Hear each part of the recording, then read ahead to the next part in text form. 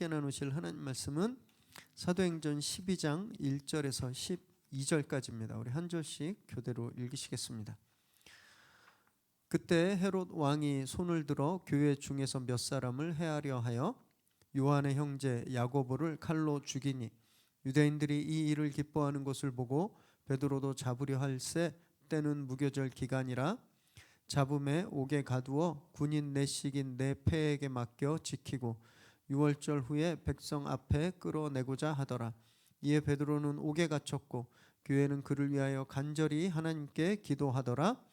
헤롯이 잡아내려고 하는 그 전날 밤에 베드로가 두 군인 틈에서 두 쇠사슬에 매여 누워 자는데 파수꾼들이 문 밖에서 옥을 지키더니 호련히 주의 사자가 나타나매 옥중에 광채가 빛나며 또 베드로의 옆구리를 쳐 깨워 이르되 급히 일어나라 하니 쇠사슬이 그 손에서 벗어지더라.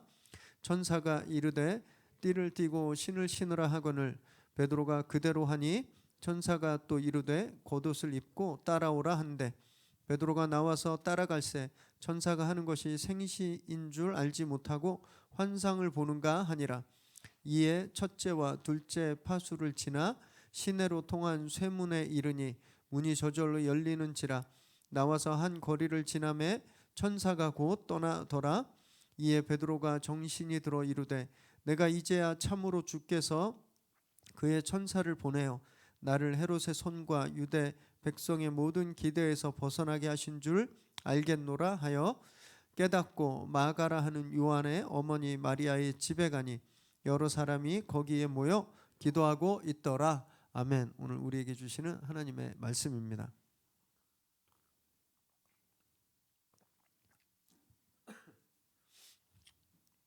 어떤 상가에 저희 같은 이런 개척교회가 있었습니다. 그런데 그 상가 지하에 단란주점이 있었던 거예요. 뭐 낮에는 괜찮은데 밤에 저녁 예배 있을 때 있죠. 수요 예배, 금요 철야 할 때마다 막 주점에서 올라오는 쿵짝쿵짝 소리, 그다음에 막 술 취한 사람들의 막 이런 취객의 행패 소리 너무 힘들고 괴로웠답니다. 그래서 기도했대요. 제발 저 술집이 빨리 나가게 해달라고. 근데 진짜 몇 달 안 가서 그 주점이 망한 거예요. 그랬더니 그 술집 주인이 교회를 고소했습니다. 교회가 기도해서 망했다고. 목사님이 너무 황당해서 아니 여보셔 기도한다고 술집이 어떻게 망하냐고 그렇게 얘기했다고 합니다. 또 다른 곳에서는요, 시한부 판정을 받고 병원에서도 포기한 어떤 암 환자분이 지푸라기라도 잡는 심정으로 교회를 찾아왔어요. 그래서 기도를 부탁했습니다. 그리고 기도해서 내가 나으면 내 교회 건축 헌금을 몇 억을 하겠다 이렇게 막 헌금 작정서도 쓰고 꼭 돈 때문은 아니지만 목사님과 온 교회가 그분을 위해서 막 새벽마다 밤마다 열심히 기도를 했습니다. 그랬더니 진짜 나버린 거예요. 얼마나 기뻤을까요? 그런데 사람들이 그렇죠. 화장실 갈 때하고 나올 때하고 마음이 다르잖아요. 헌금을 못 하겠다고 하는 겁니다. 왜냐하면 자기 기도 때문에 난 게 아니라 이렇게 음식 조절하고 관리 잘하고 좋은 약을 써서 낫다고 그렇게 이야기를 했어요. 그랬더니 목사님이 그 환자를 고소했습니다. 기도 때문에 낫는데 약속 안 지켰다고. 여러분 우리 성도님들 생각하실 때 이 두 분 목사님 중에 누구 믿음이 더 큰가요? 망하라고 기도했는데 진짜 망했더니 기도한다고 그게 망하냐고 이렇게 말한 목사님 더 믿음이 큰 건가요? 아니면 진짜 기도 때문에 났는데 헌금 왜 안 해? 이렇게 말한 그 목사님 믿음이 더 큰 건가요? 둘 다 잘못됐습니다.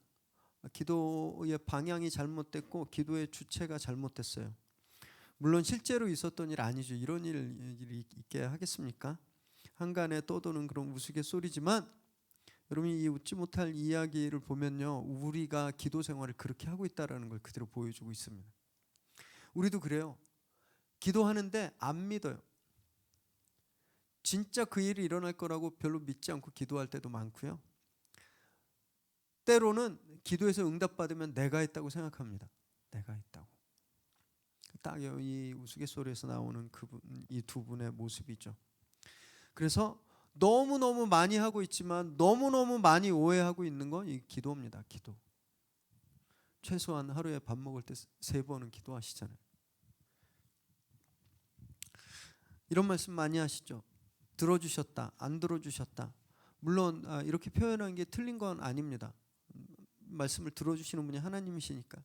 근데 이 들어주셨다, 안 들어주셨다라는 그 말을 조금 더 풀어보고 그 뒤에 있는, 그 뒤에 숨어 있는 것을 꺼내 보면 내가 항상 먼저 있습니다. 내가 기도한 거예요. 내가 기도했는데 하나님이 그걸 들어주셨다. 내가 기도했는데 하나님이 그걸 들어주지 않으셨다라는 거죠. 내가 먼저 하고 그리고 하나님의 반응이 있다라는 겁니다. 우리가 기도를 그렇게 생각한다는 거예요. 이건 다른 말로 말하면 어떤 일에, 하나님이 하시는 일에 또는 기도 응답에 내 지분이 얼마큼 있다라는 뜻입니다. 그래서 응답되면 막 너무너무 기뻐하고 감사하고 거절되면 불편해하고 불평하는 거죠. 왜? 내 지분이 있는데, 주식 투자했는데 손해 난 거예요. 불평하는 거죠. 성경은 뭐라고 말씀하고 있는지 한번 보실까요? 데살로니가전서 5장 16절에서 18절까지 읽습니다. 시작. 항상 기뻐하라, 쉬지 말고 기도하라, 범사에 감사하라.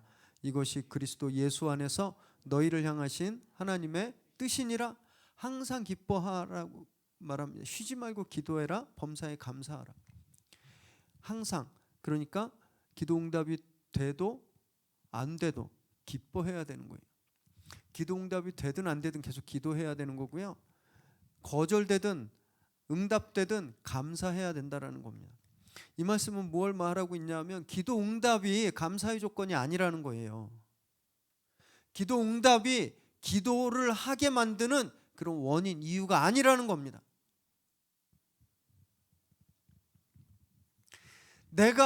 우리는 기도를 하나님 이거 해주세요. 우리가 원하는 것을 하나님께 아뢰는 것이 기도라고 생각하는데 그것보다 훨씬 더 중요하고 근본적인 게 있다라는 걸 말씀하고 있는 겁니다. 오늘 저희가 그걸 함께 살펴볼 건데요. 이걸 깨달아야 기도 생활에 지치지 않습니다. 이걸 깨달아야 진짜 항상 기뻐하고 감사한 삶을 살 수 있는 거예요.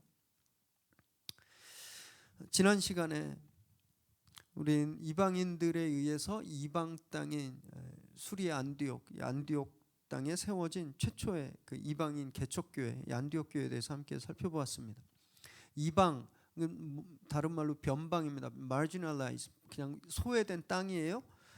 그곳에 있는 사람들이었어요. 그러나 그들이 하나님을 찾고 하나님 예배하자 성령 충만함이 임했고 엄청난 부흥을, 정말 역사적인 순간입니다. 역사적인 순간. 그래서 하나님께서 그곳에 바나바라고 하는 아주 겸손하고 착하고 성령과 믿음이 충만한 리더를 보내주셨고 또 그를 통해서 사울이라고 하는 아주 위대한 리더가 되는 사울을 하나님 그곳에 세우셨죠. 말씀을 보면 하나님은요 늘 위대한 일을 하실 때 이 변방에서부터 시작하십니다. 별 볼 일 없는 사람들을 세워서 하나님 그 위대한 일을 행하셔요.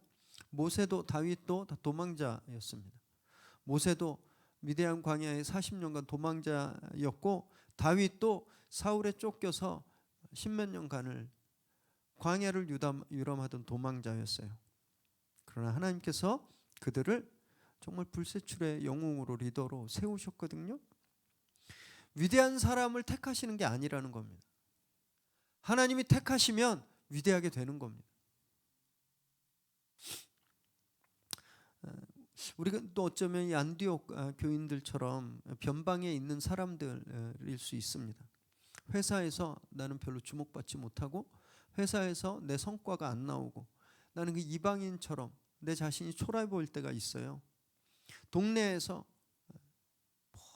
애들 엄마 아빠 모임에서 우리 그럴 수 있습니다. 학교에서 이방인처럼 느껴질 때가 있죠. 여러분 그런데 그때 우리가 하나님의 부름을 딱 받으면 우리가 하나님한테 딱 잡히면 그 순간 정말 거룩한 역전을 경험하게 되는 겁니다. 그리고 하나님은 이런 역전을 꼭 기도를 통해서 이루세요. 기도를. 그러니까 기도는 내가 원하는 것을 하나님한테 받는 것이 아니라 하나님이 하시는 일을 받는, 하나님이 하시는 일에 쓰임 받는 그 통로가 바로 기도라는 겁니다. 기도.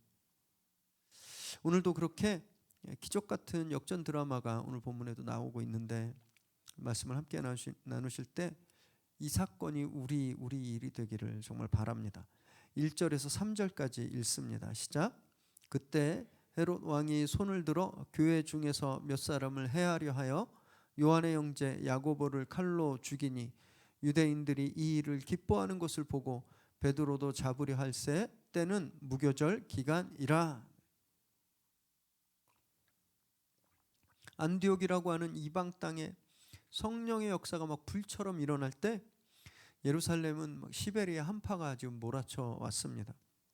헤롯 왕이 유대인들의 마음을, 환심을 사기 위해서 교회를 탄압한 거예요. 그래서 이때 사도들 중에 첫 번째 순교자가 나오게 되는데 세베대의 아들 야고보 사도였습니다.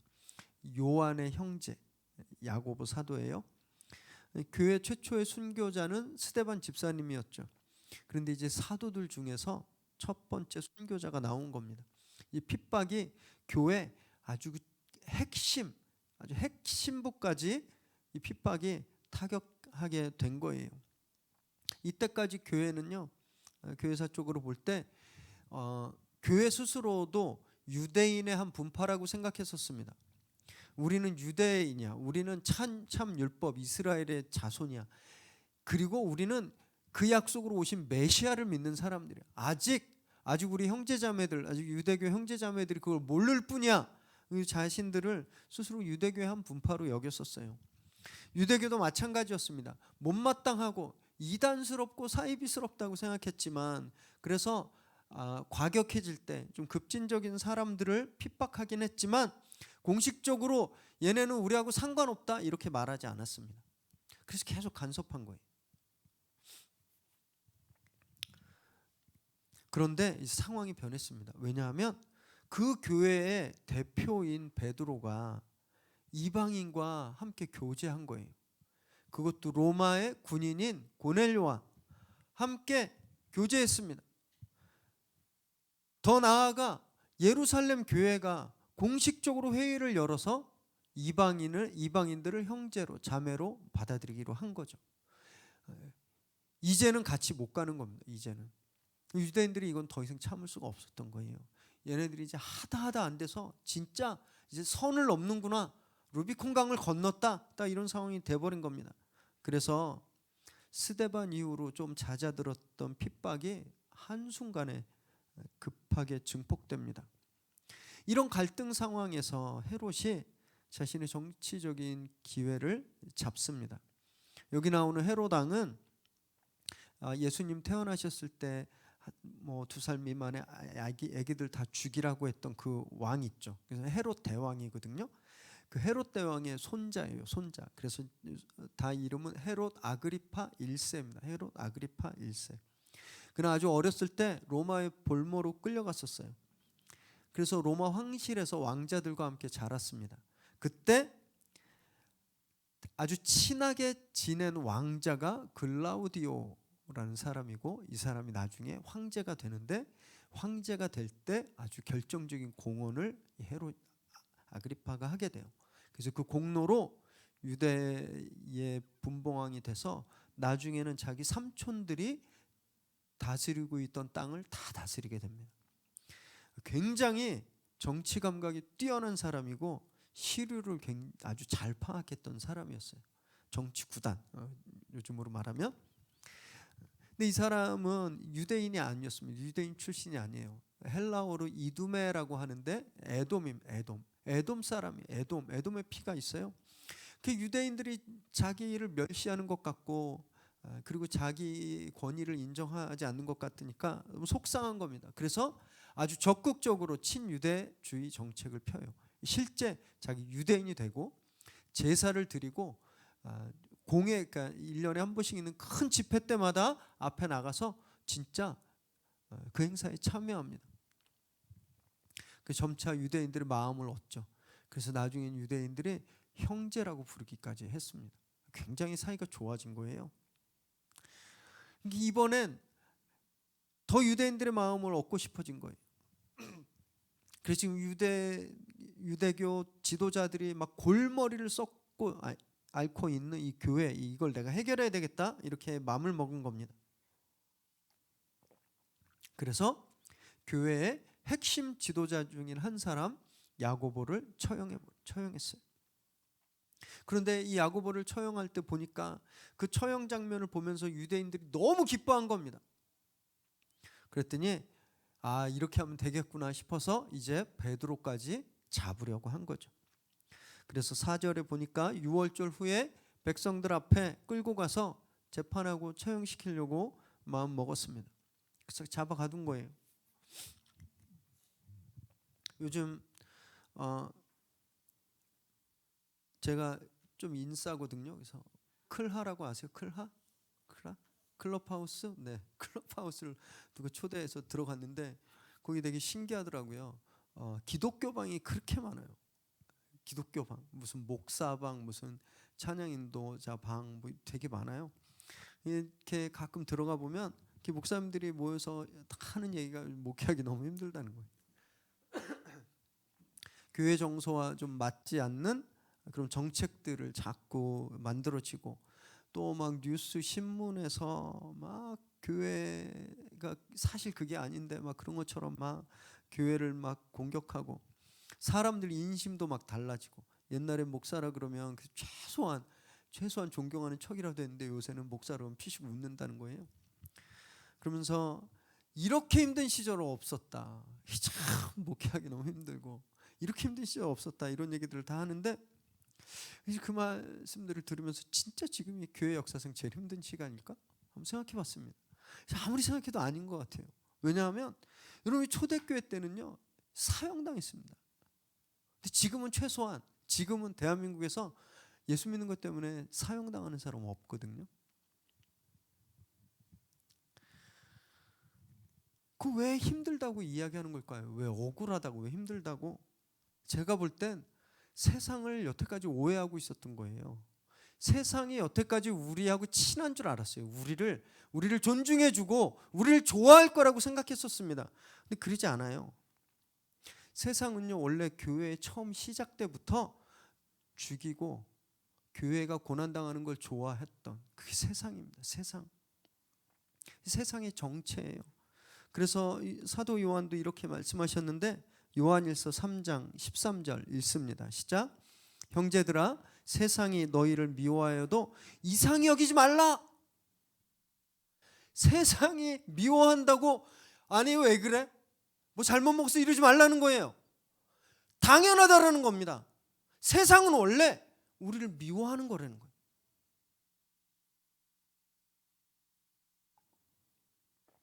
어둠이 빛을 싫어하듯이 세상은 그냥 처음부터 그냥 태생이 교회를 미워하게 돼 있는 거예요. 지금만 이런 게 아니에요. 그냥 원래 그런 겁니다. 원래. 왜 근데 지금 힘들다고 느끼는가? 여태 그걸 몰랐던 거예요. 여태까지는.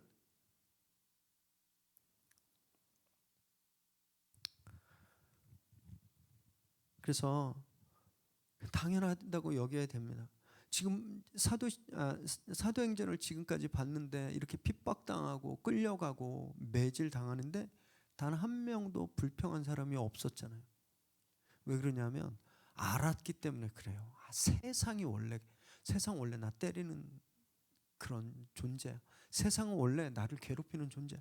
그걸 알았던 겁니다. 불평하지 않는 거예요. 새가 날아다닌다고 이상하게 생각하시는 분 아무도 안 계시잖아요. 강아지가 막 왈왈 이렇게 으르렁 된다고 참 너 진짜 이상하다 이렇게 생각하시는 분 아무도 안 계시잖아요. 그게 자연스러운 거거든요. 그래서 세상이 우리를 괴롭히고 세상이 우리를 음해하고 세상이 우리를 모욕하는 거 전혀 이상한 것이 아닙니다. 여러분 베드로도 전혀 이상하지 않았어요. 5절 6절 읽으시겠습니다. 시작. 이에 베드로는 옥에 갇혔고 교회는 그를 위하여 간절히 하나님께 기도하더라. 헤롯이 잡아내려고 하는 그 전날 밤에 베드로가 두 군인 틈에서 두 쇠사슬에 매여 누워 자는데 파수꾼들이 문 밖에서 옥을 지키더니, 지금 베드로는 총 3번째 감옥에 갇힌 겁니다. 처음 2번은 공회에 의해서 잡혔어요. 그리고 지금은 헤롯에 잡혔죠. 그러니까 2번은 종교 권력에, 그리고 지금 3번째는 정치 권력에 잡혔습니다. 그리고 베드로는 한 번의 탈옥 전과가 있어요. 기억하시나요? 사도행전 5장에 잡아놓고 재판하려고 그랬는데 천사가 내보냈어요. 그래서 가서 말씀 전해라 그래서 나가서 새벽부터 성전에서 말씀 전했던 그 사건 기억하시죠? 그래서 이제 재판하려고 공회가 끌고 와 그랬는데 갔더니 없는 거예요. 한 번의 탈옥 전과가 있는 사람입니다. 그래서 헤롯이 아주 첩첩이 지금 이렇게 보초를 삼엄하게 하는 거예요. 4절에 보면 4명씩 이루어진 4개조, 총 4, 4, 16명이 교대로 계속 베드로를 지켰고요. 감옥 안에서 쇠사슬로 묶어놓고 2명은 그 안에 있고 2명은 또 그 문 밖에 있는 거예요. 그때처럼 탈옥 못하게 하려고, 도저히 빠져나갈 수 없게 하려고. 그런데 베드로가 지금 뭐 하고 있나요? 6절 한번 보세요. 베드로 뭐 하고 있어요? 자고 있는 거예요. 자고 있는 거. 야고보를 죽였습니다. 야고보를. 그럼 나도 죽일 거라는 건 그냥 불을 보듯 뻔하잖아요. 죽는 거예요, 나도. 근데 어떻게 잠을 잘 수가 있나요? 자기가 죽는 것이 당연하다고 생각하니까 잠을 자는 겁니다. 하나도 안 이상하니까. 만약에 이게 억울한 거고 막 분한 거였으면 베드로 성격에 잠 못 잡니다. 그냥 막 간수들 다 못 살게 굴었을 거예요.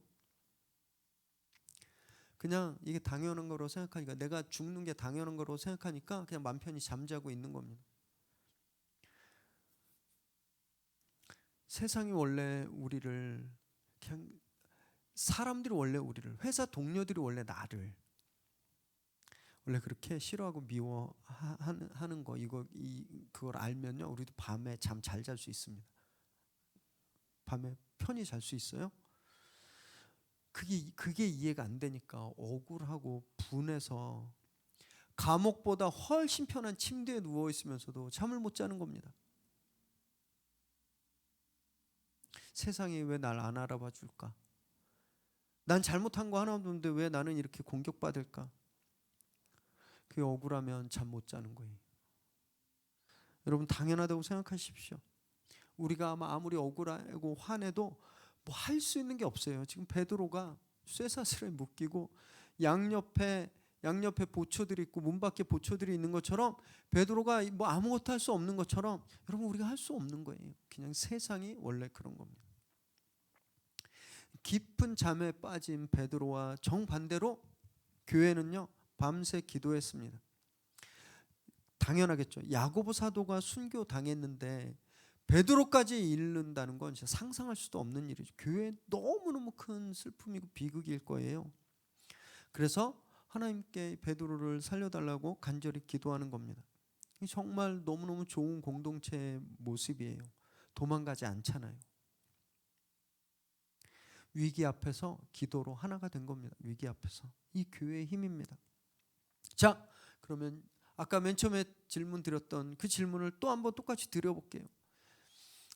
여러분, 베드로와 교회 중에 죽음을 그냥 체념하듯이 받아들이고 숙면을 취한 베드로, 이거 어떻게 왜 베드로가 숙면했는지 어떻게 아는지 궁금하시죠? 7절 8절에 보면 다 나와 있어요. 7절에 보면 천사가 옆구리를 쳐 깨웠는데 아주 세게 발로 뻥 찬 거거든요. 그렇게 깊이 잠든 겁니다. 베드로 일어나 해서 못 들어요. 그러니까 발로 뻥 차서 심하게 깨울 정도로 깊이 잠들고 있었습니다. 8절에 보면 천사가 띠를 띠고 신을 신어라 했잖아요. 감옥에서 집에서 자듯이 옷 다 풀어 헤치고 신발도 다 벗어버리고 그냥 편하게 자고 있는 거예요.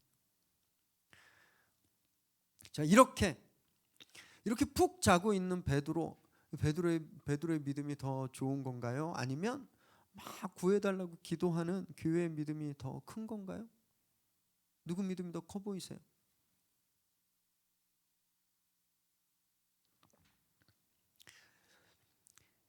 이 질문에 우리가 응답이라는 것을 기준으로 보면 늘 틀린 답을 적습니다. 늘 틀린 답을.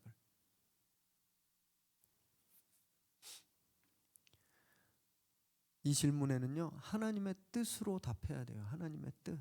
하나님의 뜻이 무엇인지. 베드로는요, 순교가 하나님의 뜻이라고 믿었습니다. 예수님도 십자가에 죽임 당하셨잖아요.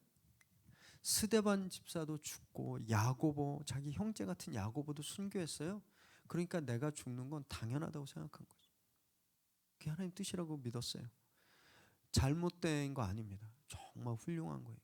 여러분 이런 순종, 이런 결단은 진짜 아무나 할 수 없는 거거든요. 베드로는 잘못된 게 없으면 그럼 교회가 잘못됐나요? 아니죠. 지금 교회는요, 이제 이방 선교라고 하는 새로운 스테이지에 막 들어서고 있는 때였습니다. 그때 이방 선교를 최초로 논의하고 합의하게 한 베드로가 순교한다면 아마 이 이방 선교 정책은 정말 허물어졌을지도 몰라요. 야고보도 베드로도 없으면 이 일을 정말 교회 내에서 해나갈 그런 리더가 없는 상황인 거죠. 또 그 슬픔을 어떻게 감당하겠어요, 자기들이. 그래서 예수님처럼 기도한 거예요. 예수님께서 겟세마네 동산에서 뭐라고 기도하셨죠? 아버지, 하실 수 있으시면 이 잔을 내게서 치워주십시오. 그러나 내 뜻대로 마시고 아버지 뜻대로. 여러분, 이 기도를 이들이 드리고 있는 거예요. 하나님 뜻이면 우리 베드로 선생님 구해주세요. 우리 베드로 선생님 구해주십시오. 이 기도를 드리고 있는 겁니다. 교회도 잘못된 게 없어요.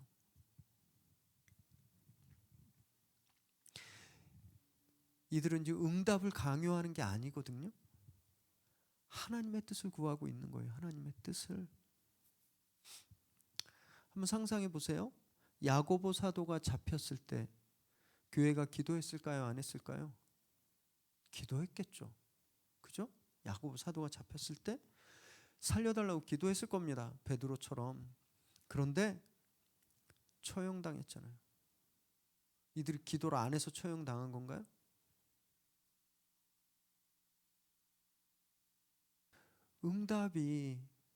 응답이 기도를 판단하는, 우리 믿음을 판단하는 기준이 되면 그거로 보면 둘 중에 하나는 잘못된 거예요. 근데 성경은 그렇지 않다라고 하는 겁니다. 야고보 사도는요, 자기 기도에 응답받은 겁니다. 자기 기도. 마가복음 10장 38절 39절 읽습니다. 시작. 예수께서 이르시되 너희는 너희가 구하는 것을 알지 못하는도다. 내가 마시는 잔을 너희가 마실 수 있으며 내가 받는 세례를 너희가 받을 수 있느냐? 그들이 말하되 할 수 있나이다. 예수께서 이르시되 너희는 내가 마시는 잔을 마시며 내가 받는 세례를 받으려니와. 예루살렘 성전으로 향해 가실 때, 이제 십자가를 지시러 가실 때 제자들이 막 서로 누가 크니 내가 크니 막 할 때 세베대의 아들들 야고보와 또 그 형제 요한이 주님께 말한 거예요. 주님, 한 사람은 주님의 오른쪽에, 한 사람은 주님의 왼쪽에. 마태복음에서는 이들의 엄마가 엄마 찬스를 써서 주님한테 요청했다고 나와요. 주님의 옆자리를 달라고 그랬어요. 그때 주님이 너는 지금 내 옆자리가 뭘 뜻하는지 모르면서 얘기하는 거야. 진짜 그럴 수 있어? 그랬더니 이들이 네 그랬어요. 그때 주님이 그래, 너 그렇게 할 수 있게 될 거야 라고 말을 하는 겁니다. 그때는 주님의 옆자리가 영의정 좌의정인 줄 알았습니다. 왕궁에 진짜 국무총리가 되거나 뭐 비서실장 되는 건 줄 알았어요. 저는 야고보가 순교당하는 순간 자기가 주님께 달라 그랬던 그 옆자리가 무엇인지 깨달았을 거다라고 저는 생각합니다. 아, 이 자리구나. 예수님 때문에 내 목숨을 드리는 자리, 그 자리가 내가 전에 주님한테 달라 그랬던 그 자리구나. 그걸 깨닫는 순간 어땠을까요? 뭐 공포에 질렸을까요? 뭐 그랬을 것 같나요? 아니면 막 왜 나만, 베드로는 안 잡아가 왜 나만 죽여? 막 억울하고 분하고 원통했을까요? 그러지 않았을 겁니다. 스데반 집사님은요, 죽음의 순간 천국을 봤어요. 자기를 기다리고 있었던 수천 수만의 천사들과 그 믿음의 선조들, 주님의 얼굴을 보고 환희에 젖었습니다. 야고보사도 똑같았을 거예요. 이러지 않았을까요? 그 순교당하는 순간 주님이 그 옆에서 야고보야, 내가 마신 잔을 지금 너도 마시는구나. 기특한 것. 내가 받은 세례를 너도 받는구나. 너무너무 귀하구나. 그렇게 안아주시고 격려하시는 주님을 봤을 거라고 저는 생각합니다. 다른 사람들은 이 사건이 비극일 수 있어요. 비참하죠. 그런데 야고보에게만큼은 그 순간은 생애 최고의 순간입니다. 생애 최고의 순간이에요. 야고보의 그런 영광을 허락하신 건 전적으로 하나님 뜻이죠. 그래서 교회가 그를 살려달라고 간절히 기도했음에도 불구하고 하나님은요, 당신의 뜻대로 야고보 사도에게 최고의 영예로운 타이틀, 순교자라고 하는 그 타이틀을 준 겁니다. 베드로에겐 다른 뜻이 있으셨어요. 베드로에겐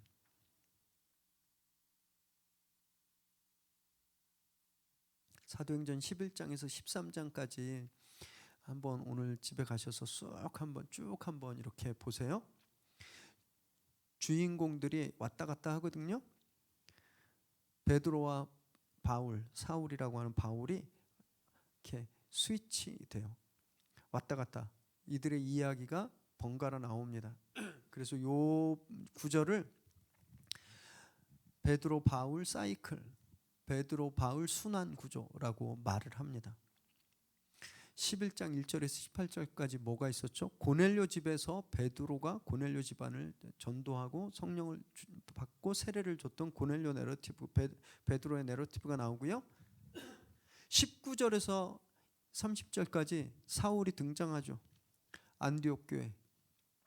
그리고 오늘 본문인 12장 1절에 19절에는 베드로가 또 주인공입니다. 감옥에서 구원받은 베드로.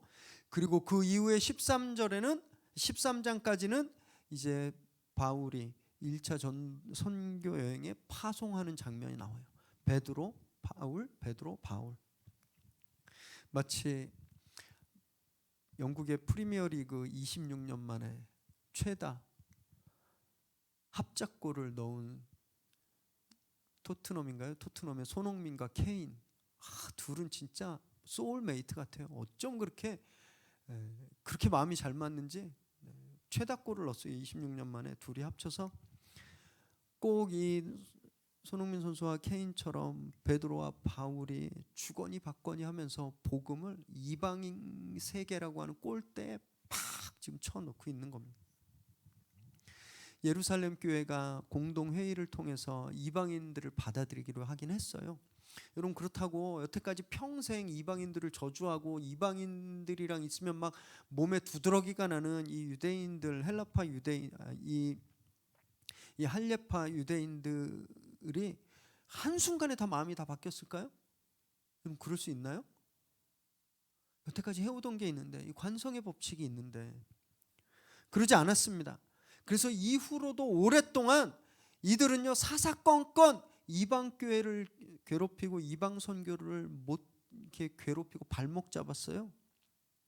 그때마다 중심을 잡고 버퍼존 역할을 했던 사람이 베드로입니다. 베드로. 다음 주 보겠지만 예루살렘 교회엔 예수님의 동생이 있었습니다. 그분의 이름도 야고보예요. 야고보. 야고보가 최소한 예루살렘 교회에 3명이 있었어요. 예수님 동생이니까 어땠을까요? 굉장히 영향력이 컸습니다. 굉장히 영향력이 컸어요. 예루살렘 교회의 담임 목사가 됩니다. 곧 다음 주에 저희가 보게 될 텐데, 그런데 이 야고보는요, 그 전통적인 유대교 스타일의 목회를 합니다. 현실적인 어떤 그런 상황도 있었을 거예요. 유대인들이 이제 막 헤롯이나 헤롯 막 정치 권력을 동원해서 교회를 괴롭히니까 성도들이 너무 괴롭힘 당하니까 그러지 않으려고 유대인보다 더 유대인 같이 행동하라고 지령을 내려요. 그게 목회 방침입니다. 표어가 유대인보다 더 유대인 같이, 이게 표어였어요. 이게 목회 비전이었는데, 그런 상황에서 그러면 더 이방인들에 대한 더 어떤 그런 반발감이나 이방인들을 향한 그런 어떤 비난들, 이런 것들이 훨씬 더 심해졌을 거 아니에요? 그때 그것을 막아줄 수 있는 사람은 최소한 야고보만큼의 영적인 권위가 있는 사람이어야 되는데, 그 역할을 베드로가 한 거예요. 베드로가. 하나님께서 그 역할을 감당시키기 위해서 베드로를 살리시는 겁니다. 그래서 지금 11장과 13절까지 이 교회가 완전히 체질이 바뀌는, 교회의 복음의 현장이 바뀌는 이 과도기에 베드로와 바울이 계속 번갈아가면서 나오면서 이 메이저 시프트를, 이 큰 변화를 지금 이루어가고 있는 거예요.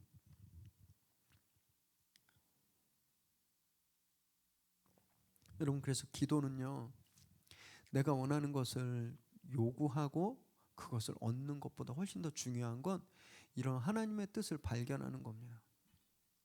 하나님이 지금 나에게 어떤 뜻을 가지고 계시는가? 하나님이 나에게 바라고 계시는 일은 무엇인가? 하나님이 나를 여기 왜 보내셨는가? 하나님이 나에게 왜 이런 어려움을 주셨는가? 하나님의 뜻은 무엇인가? 그거를 찾아내고 그것을 깨닫는 것이 기도라는 거예요. 그러지 않으면 둘 중에 하나입니다. 교만해지거나 비참해져요. 기도 응답이 이루어지면 교만해집니다. 내가 새벽 기도했더니 하나님이 응답하셨다 말이야. 내가 금식 기도했더니 하나님이 이런 일을 나에게 주셨어. 교만해지는 겁니다. 그러지 않고 응답이 안 되잖아요. 그럼 비참해지는 거예요. 하나님이 나를 버렸나? 하나님이 내 얘기를 듣지도 않네. 난 교회에서도 버림받았나 봐.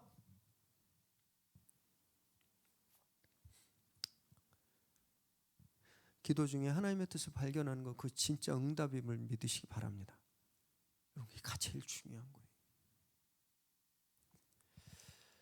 그래서 쉬지 말고 기도하라고 말씀하시는 겁니다. 쉬지 말고. 하나님의 뜻을 계속 알아야 되잖아요. 하나님의 뜻을. 오늘 나를 향한 하나님의 뜻이 무엇인지를 알아야 오늘 내가 제대로 살 수 있는 거잖아요. 여러분, 내비게이션, 카카오 내비, 팀에 최소한 3개월에 한 번씩 계속 지도 업데이트 되는 거 아세요? 옛날에는 차에 매립되어 있는 내비는요, 우리가 이렇게 한두 시간 업데이트하지 않으면 업데이트가 안 됐어요. 그런 내비로 찾아가다 보면 길이 끊어져 있거나 막혀 있거든요. 지도는 항상 업데이트 돼야지 곤란한 일이 안 생기는 겁니다. 하나님의 뜻은 매일매일 업데이트 돼야 돼요. 왜냐하면 오늘 어제와 다르니까, 내일은 또 오늘과 다르니까, 그 달라진 상황 속에서 그때그때 부닥치는 새로운 상황 가운데 하나님이 나에게 원하시는 것이 무엇인가, 그걸 제대로 알아야 되는 겁니다. 그것이 기도라는 거예요.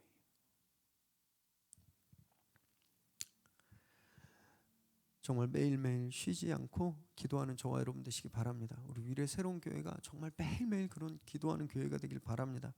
그래서 정말 하나님의 뜻을 발견하고 기쁨과 감사가 늘 넘치는 그런 교회 되기를 주님의 이름으로 축원합니다.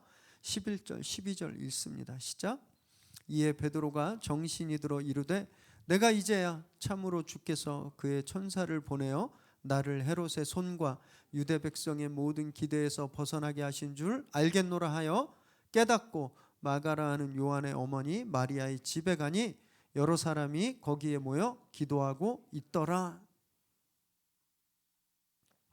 천사가 베드로를 이끌고 파수꾼들 사이를 자유스럽게 누비며 나가고 굳게 닫혀있던 강철문도 그냥 쓱 자동문처럼 쓱 열려서 내보내게 합니다. 그리고 떠나자 베드로가 이제 자기한테 무슨 일이 일어난지 깨달은 거예요. 여태까지는 비몽사몽간에 얼마나 깊이 잠들었으면 걸어가면서까지 이게 꿈이 생신지 몰랐던 거예요. 그때 깨달았어요. 길 한가운데서 하나님이 나를 구해 주신 것이 이게 꿈이 아니구나, 현실이구나 깨달습니다. 그리고 바로 마가의 다락방, 마가 어머니 마리아의 집으로 가죠. 그곳 오순절 성령이 임했던 곳입니다. 근데 여전히 교회는 거기서 베드로를 위해서 간절히 기도하고 있죠. 베드로가 풀려는 줄 모르고 계속 기도하고 있습니다. 다음 주 보면 너무 웃긴 본문도 있어요. 베드로가 풀려났어요 그랬더니 그런 소리 하지 마 그러고 계속 기도하는 그런 모습을 또 보게 됩니다. 어쨌든 계속 기도를 쉬지 않는 거예요. 여러분, 그들이 모여서 기도하는 소리를 베드로가 밖에서 들었을 때 어땠을까요? 너무 감사하고 감동이지 않았을까요? 나를 위해서 이 밤에, 이 밤새도록, 이 밤늦도록 나를 위해서 이렇게 기도하는 믿음의 가족들이 있구나. 너무너무 행복했을 겁니다. 너무너무 기뻤을 거예요. 그 감동과 감사를 이제 그 교회도 곧 이제 베드로를 만나면서 경험하게 되죠. 오늘 본문에서 교회는 단 한 가지 모습만 우리에게 보여줍니다. 기도하는 모습이에요. 바라던 일이 이루어지든 바라던 일이 이루어지지 않든 기도했습니다. 그래서 5절 기도했다, 그리고 12절 기도했다, 두 번이나 나오는 거예요. 사건의 맨 시작에 기도하고 사건의 끝도 기도인 겁니다. 기도가 열고 닫고 있는 거예요. 이 기도의 공간, 이것이 교회라는 겁니다.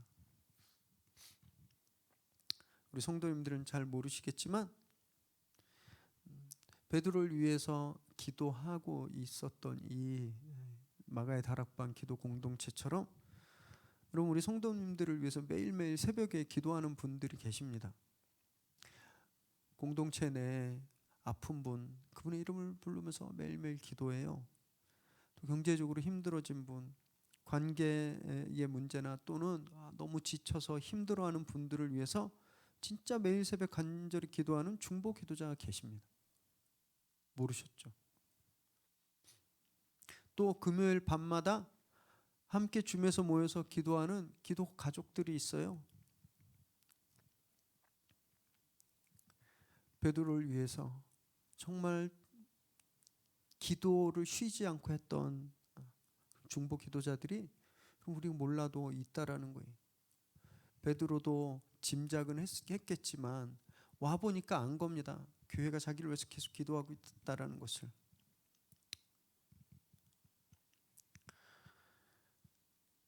그래서 어제 해결된 문제 있다면 또 내일 해결된 문제 그 뒤엔 이렇게 우리 성도님들을 위해서 기도하는 중보 기도자들, 함께 기도하며 그 아픈 시간을 통과하고 있는 그런 중보자들이 있음을 기억하시기 바랍니다. 여러분, 그럴 때 감동이 되고 힘이 나는 거죠. 내가 혼자가 아니라는 것을 알게 되는 겁니다.